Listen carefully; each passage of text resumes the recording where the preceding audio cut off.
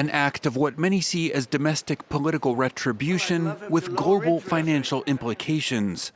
Sunday's announcement of the U.S. Justice Department's criminal investigation into Federal Reserve Chief Jerome Powell quickly triggered what's called the Sell America trade on global markets, as investors reduced their exposure to U.S. stocks, bonds, and the dollar. One of the most important dynamics of growing markets and markets that compound wealth is an independent Fed. When we continue to have rhetoric towards the Fed governor, the governance around the Fed, it's obviously going to create some volatility.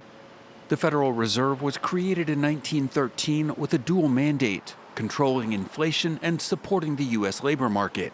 It has two main tools, setting benchmark interest rates and controlling the money supply.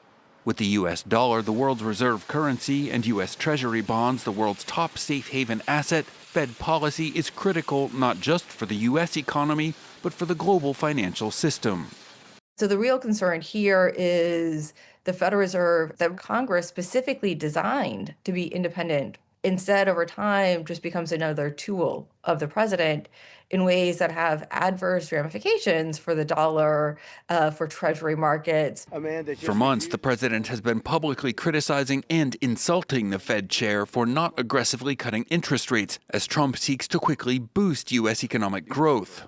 The criminal probe has drawn condemnation from a chorus of former Fed chairs and Treasury secretaries, as well as from lawmakers on both sides of the aisle.